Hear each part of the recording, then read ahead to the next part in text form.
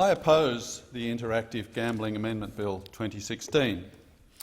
It is paternalistic, nanny-state legislation based on the assumption that prohibition is an effective regulatory response to something of which the government disapproves.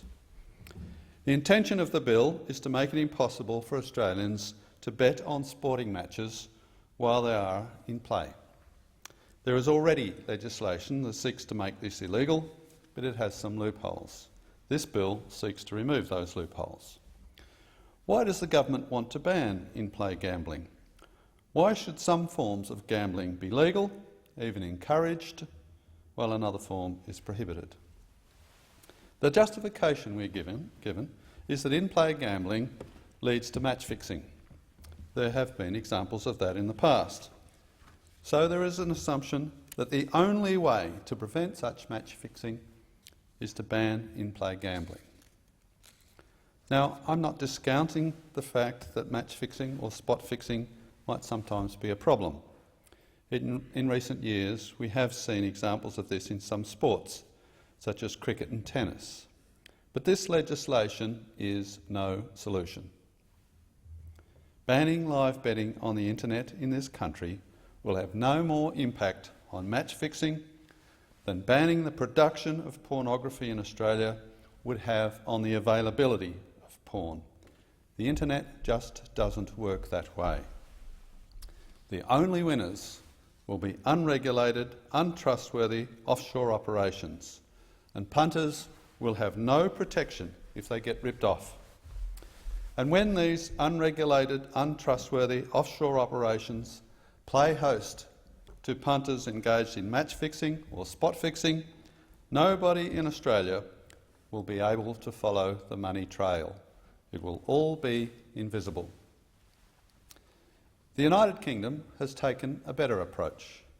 The UK's Gambling Commission is authorised to manage gambling licences and to manage betting or monitor betting to ensure everything is run in a safe and efficient manner.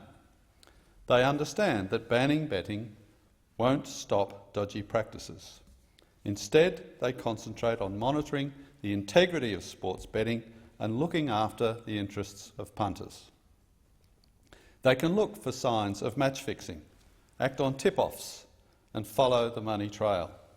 If they find evidence of match fixing, they can deal with the individuals at fault, including cancelling licences and launching prosecutions, while leaving all the innocent punters alone.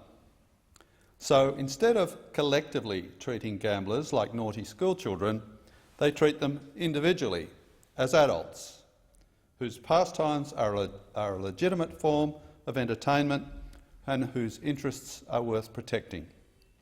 What a novel attitude. Australia loves to ban things. This ban on live betting not only adds to the nanny-state nonsense, it won't alter the risk of match fixing. It could also turn hundreds of Australians who have been betting online without harming anyone into our latest class of criminals.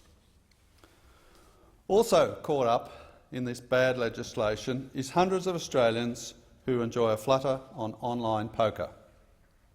Online poker is not a spectator sport. Nobody tries to fix a cricket match as part of an online poker game. There is no public interest in banning it as part of interactive gambling laws. I have an amendment to exempt online poker and blackjack from the bill. It's insane that they were ever caught up in it. But ultimately, I don't want the bill to pass. I believe individuals have the right to make decisions for themselves, no matter whether we would make the same decisions ourselves. And finally, if the legislation passes, I would like to take this opportunity to give some advice to online poker players. Notwithstanding the risk of offshore hosts, screw the government. Get yourself a VPN and an offshore account and carry on as you were. And I wish you all the best of luck. Thank you, Senator.